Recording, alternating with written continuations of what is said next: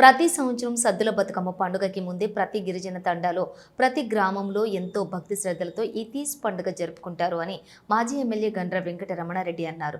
Bhupalpally municipality పరిధిలోని కుందూరుపల్లి గ్రామంలో తీజ్ పండుగ కార్యక్రమంలో పాల్గొన్నారు.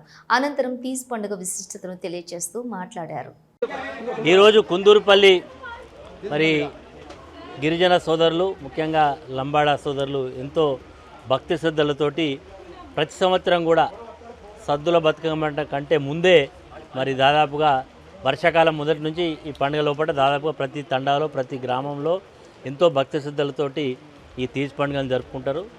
పండుగ ఉద్దేశం ఏంటంటే అందరూ కూడా ఎక్కడెక్కడో ఉన్న వాళ్ళందరూ కూడా ఒక దగ్గరికి వచ్చి వాళ్ళ యొక్క సాంప్రదాయాలన్నింటిని కూడా కొనసాగించే కార్యక్రమం జరుపుకోవడం, అందులో మమ్మల్ని కూడా ఆహ్వానించి మరి వారి యొక్క మంచి చెడ్డలు అన్నీ కూడా వాళ్ళ బంధువులను పిలిచినట్టు కూడా మమ్మల్ని కూడా పిలిచి ఆహ్వానించిన మరి మా మిత్రులందరినీ కూడా అభినందిస్తున్నాం. ఎందుకంటే ఆచారాలు ఏదున్నా అందరం కూడా ఒకటే. ఈరోజు మన అక్కడ కనబడ్డది ఏంటంటే గోధుమలు అక్కడ వేసి మొలకెత్తినటువంటి గోధుమలు మరి ఒక దైవ స్వరూపంగా పూజించుకునే సాంప్రదాయం ఏంటంటే గోధుమలకు విశిష్టమైనటువంటి శక్తినిచ్చేటువంటిది ఉంటుంది మొలకెత్తినటువంటి గోధుమలకు, గడ్డికి.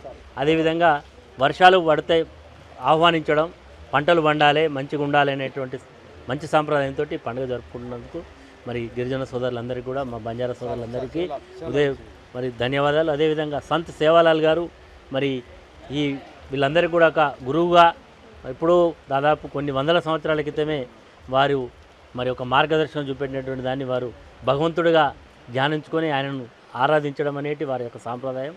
సంత్ సేవాలాల్ గారి యొక్క స్ఫూర్తితో అందరు కూడా ముందుకు పోవడం, మరి తప్పకుండా రాబోయే రోజుల్లో మరింత గిరిజనులు అన్ని రంగాల్లో అభివృద్ధి చెందాలని ఆకాంక్షిస్తూ మరి ఇక్కడికి ఆహ్వానించినటువంటి మిత్రులందరూ కూడా ప్రత్యేక ధన్యవాదాలు. మీడియా మిత్రులకు కూడా ప్రత్యేక ధన్యవాదాలు.